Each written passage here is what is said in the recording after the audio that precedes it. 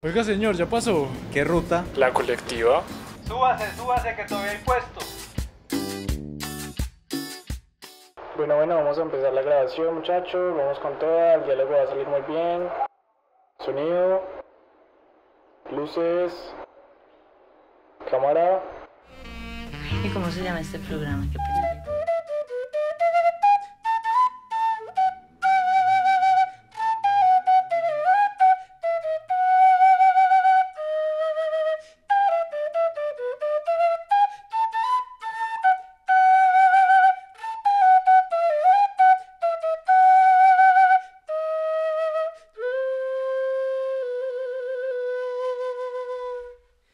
No te sorprendas si un día te dicen que por las calles recojo polvo y coraje para olvidar tu partida. Que no te sorprendas si un día me ves comiendo una flor bajo la luz de un farol en una calle sin nombre y que no te asuste. Estamos con Germán Piñeros, quien es integrante del grupo musical y el colectivo Canto Andino. Germán, bienvenido a este espacio de la colectiva Radio Online por la Cultura y la Paz. Este es un proceso que hemos venido intentando consolidar para hablar de distintas cosas que nos interesan y que consideramos que es necesario documentar, como los procesos culturales, como los ejercicios artísticos que hacemos en nuestra ciudad y que de alguna u otra manera también nos permiten construir un país en paz. Bienvenido a los micrófonos de la colectiva, Germán. Hola Sebas, muchas gracias a la colectiva por invitarnos a este espacio, por permitirnos también, digamos, a partir de esta conversación que vamos a tener, hablar y contarle un poco a la gente de lo que hemos hecho durante todos estos años de trayectoria artística. Y pues bueno, siempre es para nosotros, aunque hoy estoy acá, solo no está mi compañero Will, hablo en nombre de toda la organización. Es para nosotros siempre un honor y un orgullo poder estar en lugares de construcción cultural de nuestra ciudad.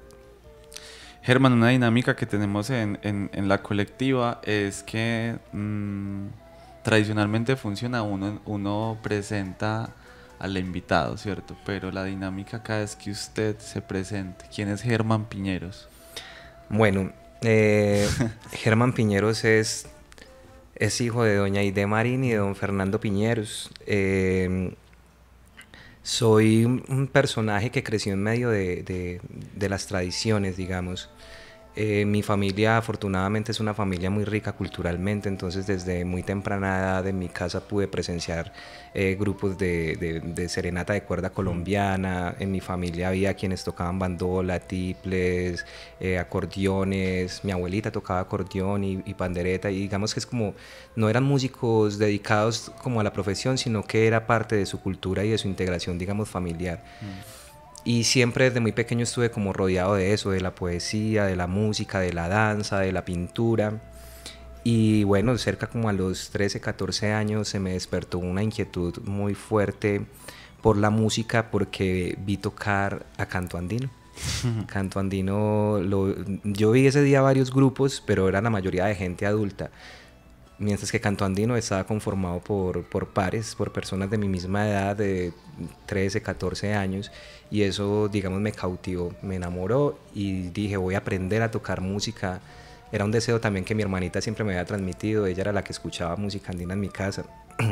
Entonces, bueno, decidí ir a aprender, y mi mente, mi objetivo era ingresar a Canto Andino cuando ya estuviera más preparado, y pues conté con la fortuna de no solamente llegar a ser parte del grupo, sino de construir una parte muy importante de la historia de Canto Andino, porque pues con el pasar de los años mi voz se volvió como una marca de lo que es Canto Andino.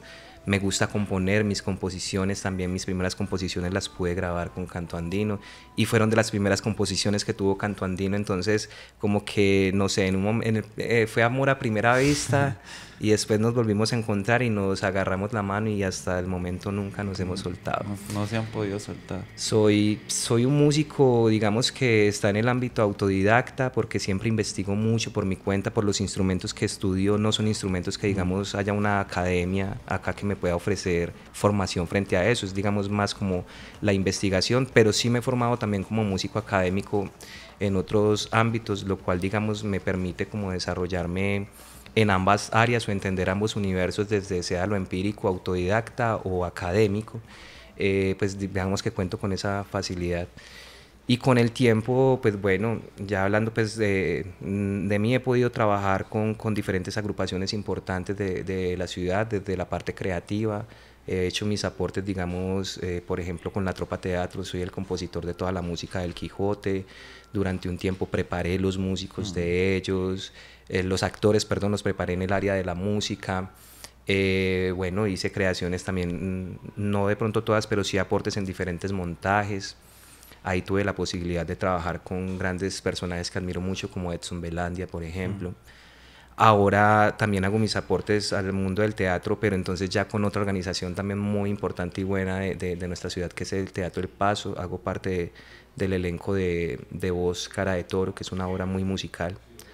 Y bueno, ahí me he venido desarrollando, digamos, desde mi resistencia y mi revolución como músico, porque también particularmente he decidido que no quiero vivir de otra cosa en mi vida. He trabajado en colegios o en cosas así, pero mi sentir es ser músico, creador y ejecutor, intérprete. Y bueno, y esa fue mi revolución, y afortunadamente a estas alturas de mi vida ya llevo más de la mitad de mi vida, digamos, viviendo para y con la música. Bueno, no, gracias por tan linda presentación y tan emotiva, Germán. A mí me gustaría muchísimo que pudiéramos hablar sobre de qué manera, pues reconocemos que tú llegas después a Canto Andino, que se hace el proceso de fundarlo, pero me imagino que te han contado, ¿cierto?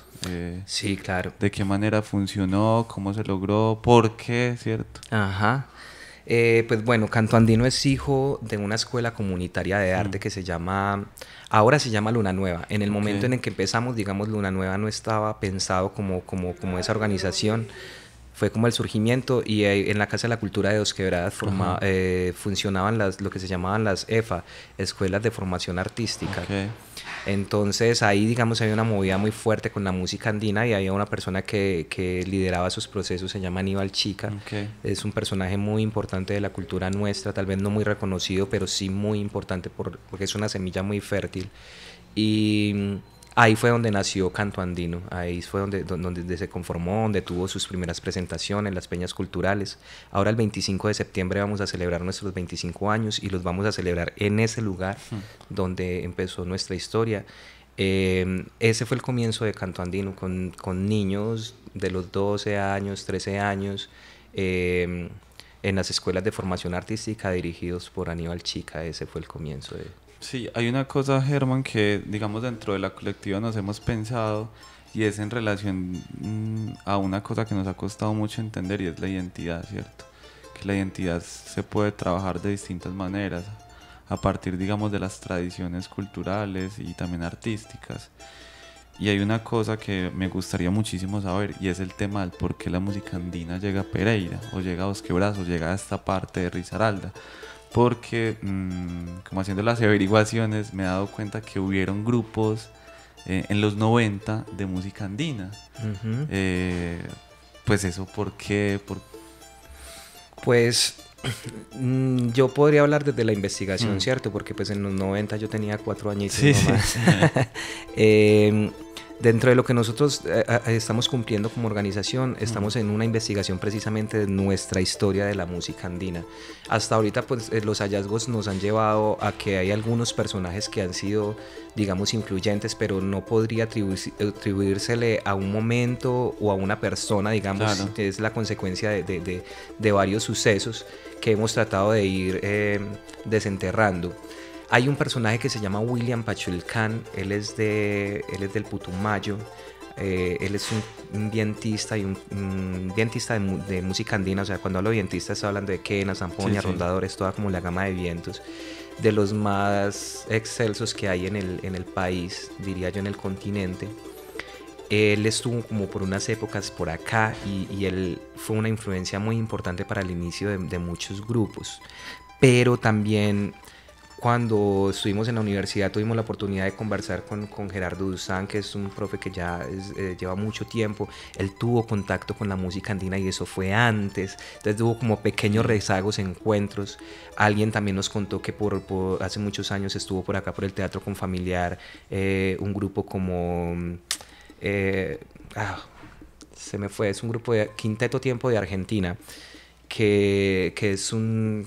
no sé, excelente música, toda suramericana, muy influenciada por la música, digamos, de la Sierra de los Andes. Entonces, digamos que hasta ahorita hemos encontrado hallazgos de gente que ha traído la música, digamos, de esa manera. Después hay otras corrientes que son las comerciales. La música andina tiene un trasfondo muy importante y por eso es muy importante investigar.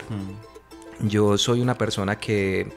soy un poco radical en algunas cosas y me molesta mucho la gente que lleva muchos años en el ejercicio, digamos, de la música andina, 10, 15 años, 20 años, y no han investigado la fuente, no reconocen a los estandartes del país. Hace poco estuvo acá una persona que se llama Juan Carlos Cadena, es un maestro de la música andina desde Pasto. Nariñense, fue uno de los maestros que más nos aportó, digamos, en el proceso de nosotros, y hace poco estuvo acá en un concierto, estuvo dando talleres y no fue ningún músico de acá a recibir un taller o a presenciar el concierto porque ni siquiera tienen la conciencia de quiénes son estos personajes. La música andina es un fenómeno muy raro porque la música andina que nosotros conocemos, tipo Jarcas y Yapo, Intilimán y todo esto, finalmente es un producto que nos llega desde Europa. Claro. Porque hace mucho tiempo, digamos, los músicos comenzaban a viajar a Europa por condiciones de trabajo, de querer como mejorar, ¿cierto?, sus posibilidades, pero los grupos de música andina, como la música andina es muy colectiva, muy comunitaria, tienden a ser grupos muy grandes, y viajar con grupos así no era viable para ellos, digamos, desde la parte económica. Y surgió el fenómeno del rock en esa época, donde había un formato de batería, bajo, guitarra y piano, o 2 guitarras y sin el piano, 4 personas. Y ese formato influenció mucho lo que es la música andina. Entonces los músicos andinos comenzaron a viajar en un formato similar, donde era bombo, charango, guitarra y vientos. Sí, se formaban ese formato conformaban ese formato de músicos que era mucho más práctico y tal. En Europa, tecnológicamente, pues siempre han ido más adelante, entonces en aquella época la posibilidad de grabar para ellos era más fácil allá, más factible que acá. Entonces allá se empezó a grabar, los músicos de acá comenzaron a grabar, fue en Europa, y eso fue lo que nos comenzó a llegar, y como a partir de los años 60, digamos, comenzó esa influencia de la música andina que nosotros conocemos ahora. Okay. Entonces hay como que entender diferentes contextos, porque la música andina tiene muchas corrientes, cada país, cada zona tiene sus ritmos y sus variaciones sobre los ritmos. Entonces digamos que esa fue otra forma en cómo llegó la música acá, a través de la discografía que llegaba de otros lugares. Esta es una región del país donde la gente suele irse mucho a otros países a buscar, digamos, mejores oportunidades de vida, y pues por ende nos llegan muchas cosas desde afuera, ¿cierto? No solamente las mesadas que envían, sino la información también, a veces artículos y cosas que hay una evolución, como la música que se fue para allá y después volvió.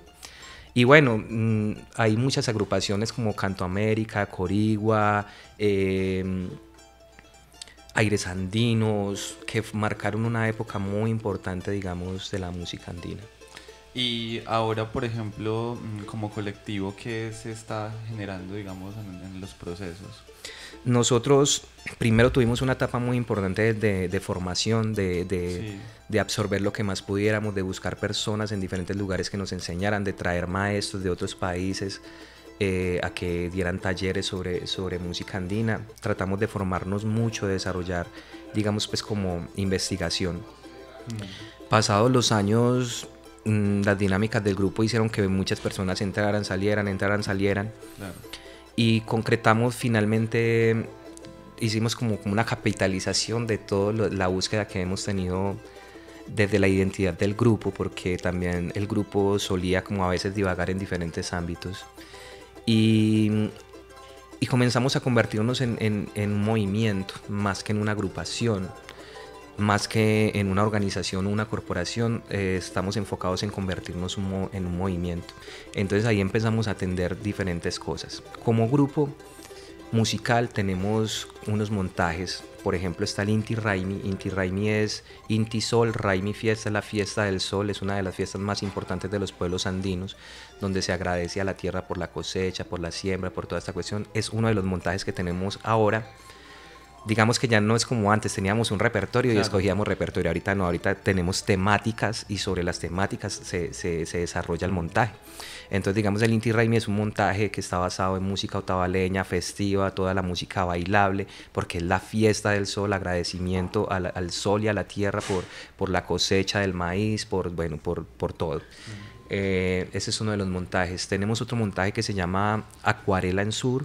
Acuarela en Sur es un recorrido por los ritmos de diferentes países de Sudamérica. Entonces, si estamos en Colombia, tocamos el son sureño, Ecuador, entonces vamos con el San Juanito del Albazo, a Perú vamos con huaynos o festejos, Argentina con el tango, la samba, bueno, Bolivia con sus también tiene huayno, tiene sus tincus, tiene muchos ritmos. Hacemos Paraguay con la galopa.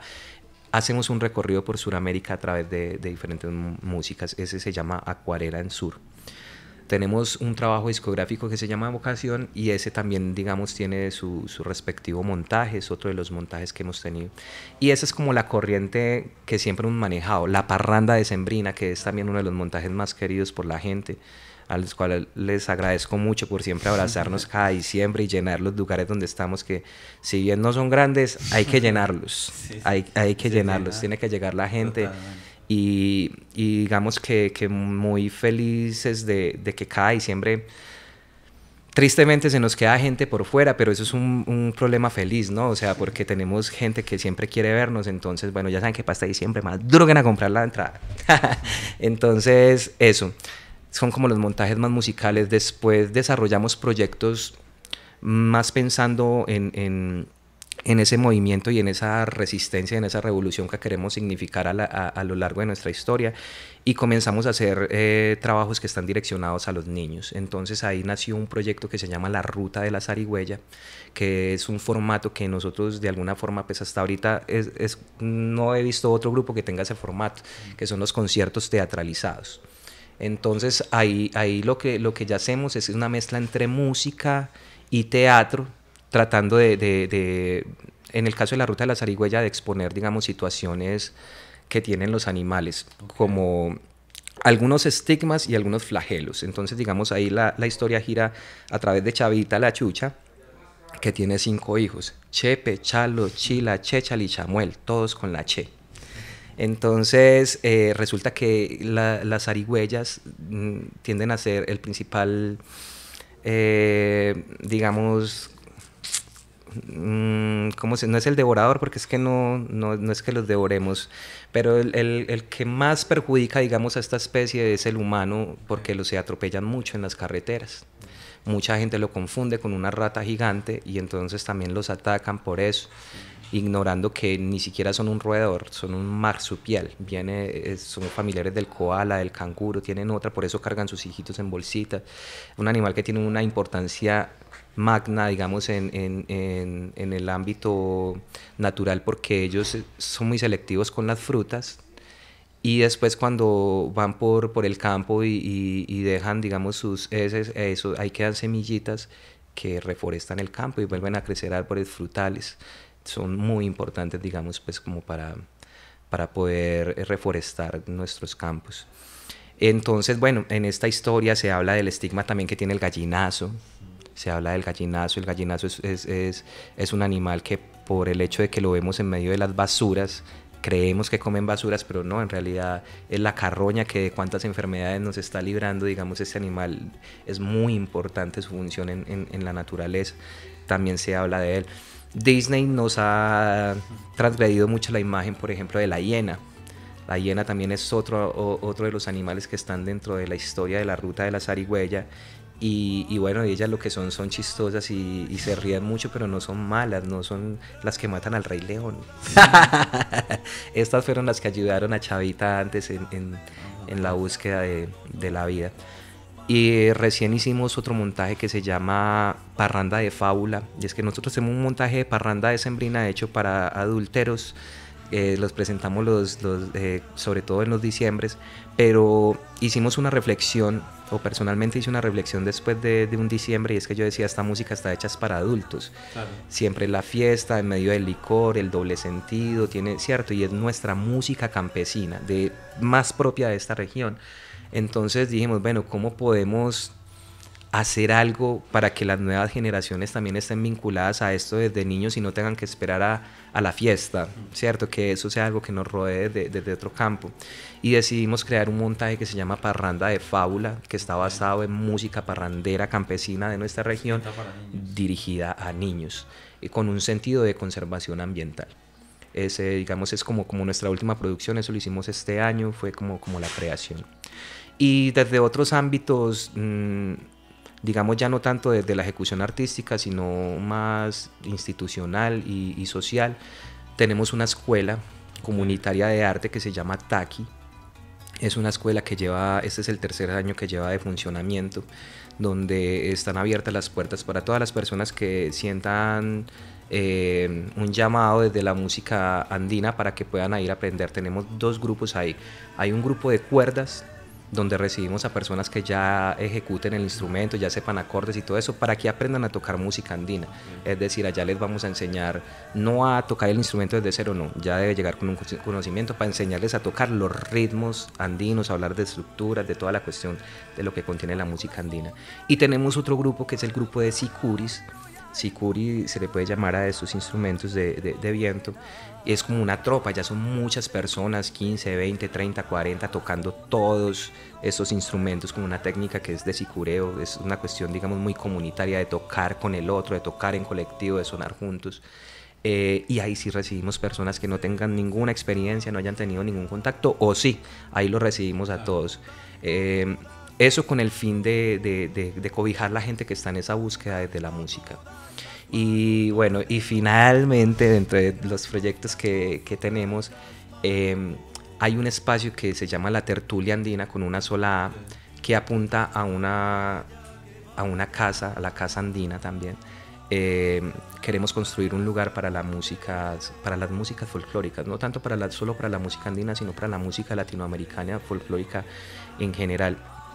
Entonces hemos creado un dispositivo que se llama La Tertulia Andina, que ese ya es un espacio, digamos, para el público en general, el que empatiza, el que de pronto no quiere de pronto tocar el instrumento, pero igual gusta de la música andina y sabe. Entonces creamos un espacio que se llama La Tertulia Andina, donde nos encontramos a escuchar música, la gente lleva sus LPs o lleva sus CDs y tal, y la dinámica es que la gente pone a sonar alguna canción y nos cuenta algo, nos comparte algo de que tenga que ver con esa canción. Claro. Entonces habrá el que cuenta, no, yo conocí a mi esposa en tal lugar escuchando esta canción, o otro el que cuenta datos históricos de la canción o del grupo, y entonces se vuelve una cosa muy enriquecedora, porque es cultura, es cultivo, ¿no? Compartiendo los pensamientos y las experiencias, generamos también una comunidad donde la gente se alía con la música andina, y es también un ejercicio de creación y juntanza del público de la música andina acá. Digamos que son como los dispositivos que tenemos, artísticos, formativos y de convocatoria de público, para generar un movimiento que sea completo y cada vez más grande. Sí, ahí hay varias cosas, pues todo me parece re importante, ¿cierto? Qué lindo tener la posibilidad de ya 25 años. 25 años, sí, señor. O sea, 25 años. De las pocas agrupaciones de la ciudad que han durado tanto tiempo, resistido tanto, sí. O sea, eso es uno de los reconocimientos que tenemos, digamos, acá por el aporte que hemos hecho a la región. Digamos, tenemos un reconocimiento del sesquicentenario de Pereira. Se hizo como un homenaje a artistas de la región. Con esa trayectoria. Por la importancia de su aporte, digamos. En la universidad hay una tesis que habla del aporte que hemos hecho. Hemos recibido reconocimientos. Bueno, mañana viajamos a Bogotá, al Congreso de Bogotá, a recibir un reconocimiento de la FIP, de la Federación Internacional de Periodistas, que, digamos, nos reconocen por la trayectoria, por los 25 años que estamos teniendo. Nos van a dar un reconocimiento mañana en el Congreso, se llama el Micrófono de Oro. El micrófono de oro. Sí, mañana vamos a estar Sí, allá ¿no? recibiendo ese homenaje que dan la Federación Internacional de Periodistas a artistas, periodistas, locutores, cantantes, tantan por su labor y su trayectoria. No, Entonces, súper. muy felices también, digamos, por esos espacios que se logran a punta de mérito. Sí, claro, totalmente. Sí, nosotros, digamos, durante todas estas conversaciones que hemos tenido, también nos hemos dado cuenta que es una forma de resistir, ¿cierto? Y sobrevivir, ¿cierto? Pero también de una buena manera, no negativamente. Mm, Me gustaría muchísimo, Germán, que habláramos específicamente de dos cosas, de la escuela Taqui, ¿cierto? Y de la tertulia, porque me parece interesante el ejercicio comunitario que hay en la escuela, teniendo en cuenta, digamos, que uno de nuestros focos principales de nuestro proyecto y de nuestra corporación es alrededor de lo comunitario. Eh, ¿Por qué crees vos que llega la gente? Pues sí, hay un llamado, ¿cierto? Pero ¿qué pasa? ¿Qué pasa en el trasfondo de eso? ¿Cierto? La gente de qué manera lo recibe, qué pasa con la gente, porque yo creo y confío que también es un proceso transformador. Si nos puedes hablar un poco de las experiencias que se ha tenido con personas en particular, quiénes han llegado, Ujú. por qué han llegado y de qué manera ya se han consolidado. Pues bueno, nosotros antes de tener la escuela Mm, hicimos un taller como un laboratorio que se llama el Taller de los Cantos Andinos, y ese taller lo creamos porque comenzamos a notar que en parques donde estábamos a veces encontrábamos gente con quenas, con ok, charangos, con zampoñas, ¿cierto?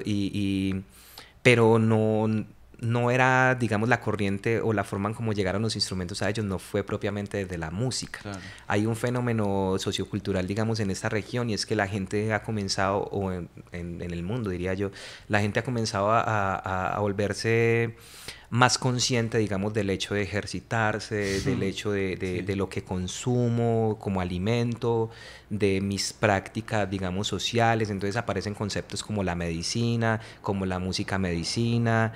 Hay una corriente muy fuerte con el yagé y con estas claro, cuestiones, digamos, ancestrales, y desde esos lugares comenzaron a aparecer muchos instrumentos y muchos charangos y muchas quenas y zampoñas, pero no desde la música, sino desde esas corrientes. Nosotros creamos este taller de cantos andinos precisamente para decirle, convocar a esta gente y decirles, venga, chévere que se hayan encontrado con estos instrumentos, pero no desconozcan que esto tiene una historia, claro, que esto no lo está inventando nadie, que no viene de la corriente de la medicina que hay ahora, porque se ha vuelto también muy comercial y eso es muy confuso, puede haber muchos caminos, y como dice un adagio así, y es que el que no sabe para dónde va, cualquier camino le sirve, entonces se puede volver todo muy sí, confuso, porque hay gente que está en búsquedas diferentes que los lleva a estos lugares.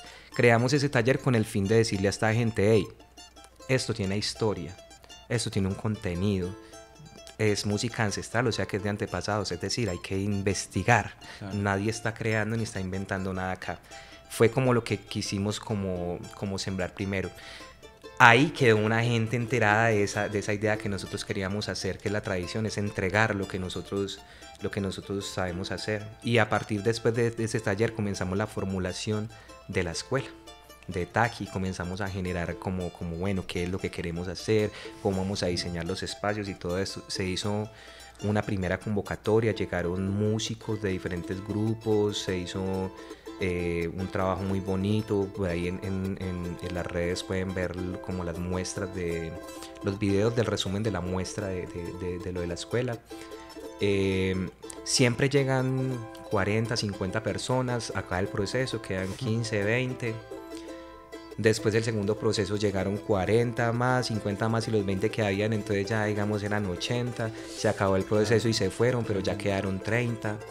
Esta es la tercera vez que volvemos a hacer eso y llegaron alrededor de 40, 50 más con los otros que ya venían. Entonces cada vez el coso apenas acabemos este proceso, o unos irán o otros quedarán, pero cada vez vamos acrecentando, digamos, este espacio.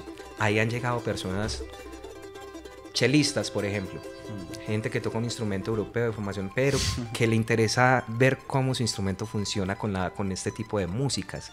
Es muy entretenido eso. Llegan, no sé, por ejemplo, Yamile en Quebrada, ella es cantante, por ejemplo, de Son de Fuego, que le interesa mucho la parte del folclore, pero se conecta mucho con las músicas andinas, es una investigadora desde muchos campos, digamos, de la identidad, de lo cultural. Ahí llegó, ahí se fortaleció. Hay gente que, digamos, tenemos un argentino que lleva unos años acá en la ciudad y llegó y él no sabía tocar nada de instrumentos y recién que empezamos el proceso, él fue uno de los que influenció gente nueva que llegó porque vieron el proceso que él tenía. Entonces, digamos, no, son muchas historias y muchas formas de llegar y estar en el espacio, pero el espíritu siempre es el trabajo colectivo, es la hermandad y es crear esas pequeñas sociedades donde nosotros también planteamos el trato, el respeto, la convivencia como un ejemplo de lo que deberíamos ser a nivel general. Entonces, pues bueno, Taki es un cóctel de muchas cosas, todas muy bonitas. Me podría quedar hablando de muchas historias de muchas personas. Sí, sí. Germán, una cosa también que nos preguntamos muchas veces cuando, digamos, amigos vienen aquí a este espacio, a la colectiva, que tienen ejercicios tan importantes que generan, digamos, procesos organizativos y todo ello. Y es, ¿cómo crees tú que Canto Andino le apuesta a un ejercicio de paz en nuestra ciudad y en nuestro país? En todo lo que hacemos. En todo lo que hacemos, porque como artistas somos artistas que nunca callamos nada. Sabemos y comprendemos que ser profesional es estar en servicio de la sociedad y además entendemos el nicho del tipo de artista que somos. Nosotros no somos el artista de radio ni de fama internacional, pues porque hacemos inicialmente música andina, eso no suena en esos lugares, eso está claro, digamos. Entonces la función de nosotros está más de lo que es la palabra cultura. La cultura significa el cultivo de los pensamientos. Entonces, desde ahí, desde ese mero concepto del cultivo, de cultivarse uno mismo en su pensamiento, eso ya es un aporte social, porque nosotros siempre, bueno, tú has estado en algún encuentro, digamos, de formación con Canto Andino, nosotros siempre fomentamos mucho esto. Nosotros les vamos a dar información, pero no nos crean todo, investiguen, investigar. Hay una nena que tengo siempre en mi pensamiento, que es una filósofa judía que se llama Hannah Arendt. Ella decía que el mal se ejerce cuando se deja de pensar. Nosotros lo que tratamos de hacer es eso. Pensémonos, piénsese. Porque yo creo que ese es el mejor aporte que uno puede tener a la paz, a la convivencia, a la sociedad, es la conciencia, hacerse consciente y no negarse la verdad, porque el mal se ejerce cuando se deja de pensar, como dice Hannah Arendt. Hay que pensar lo que somos y lo que estamos haciendo, y eso ha sido lo que ha sido Canto Andino. A mí una vez alguien me preguntaba o me decía, tantos años que lleva haciendo música, la persona que me hablaba me respeta y me admira, digamos, por mi labor y mis capacidades, digamos, musicales, pero él me manifestaba un dolor diciendo como, ¿por qué no ha pasado nada con usted? ¿Por qué no han llegado a tal? Y yo me quedé mirando y le dije, ¿cómo así? ¿Qué tendría que pasar? Me dice, ¿cómo así usted no ha buscado la fama? ¿No le interesa la fama? Y yo me quedé pensando y le respondí yo, si usted creyera que a mí me interesara la fama, ¿usted cree que yo tocaría música andina? Si ni siquiera el grupo más reconocido de música andina, que pueden ser los Jarcas, es un grupo famoso en esta ciudad, no es famoso, o sea, ellos no van a llenar un estadio acá. Entonces hay que estar como muy claro también en qué es el rol que usted desempeña socialmente, qué lugares profesionales desarrolla usted en beneficio de la sociedad. Entonces, todo lo que nosotros hacemos es un aporte de conciencia, es un aporte de verdad, es un aporte de posición, porque también es nuestro criterio, que también es solo un punto de vista, no es algo absoluto, pero es una posición, y desde esas posiciones, desde esos argumentos, pues así también se construye sociedad y se construye criterio y se construye paz, porque se trata de respetar las diferencias, no de ser todos iguales. Entonces, bueno, el hecho de tener cosas artísticas que no solo entretienen a la gente, sino que en ese lugar también siempre estamos dando algo de formación. El hecho de pensar en montajes que estén dirigidos a los niños es un aporte a esa cuestión. El hecho de tener procesos de enseñanza, procesos pedagógicos, son un aporte a la sociedad, y el hecho de crear espacios de encuentro, de socialización, de compartir, son aportes a la paz de la sociedad.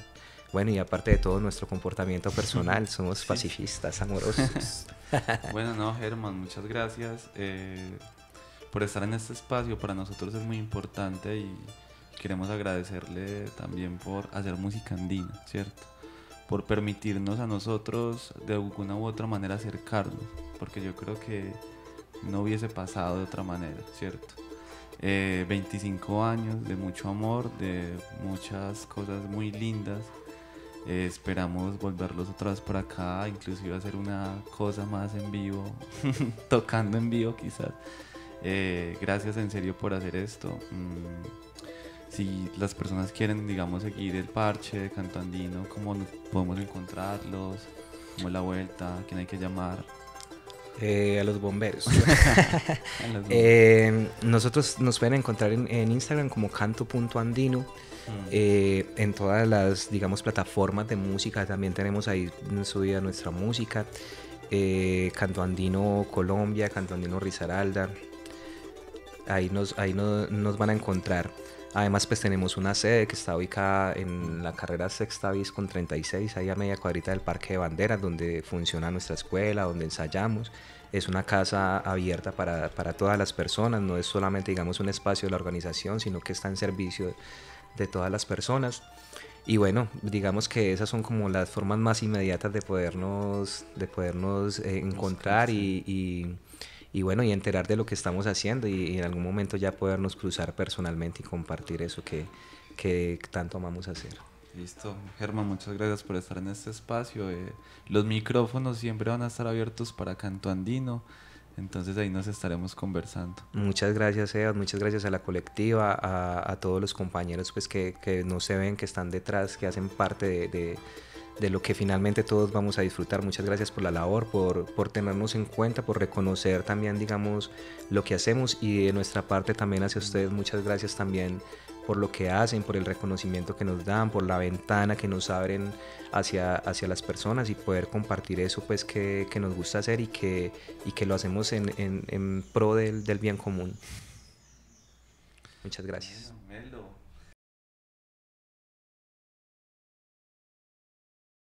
El amor se demuestra con hechos. Alcaldía de Pereira.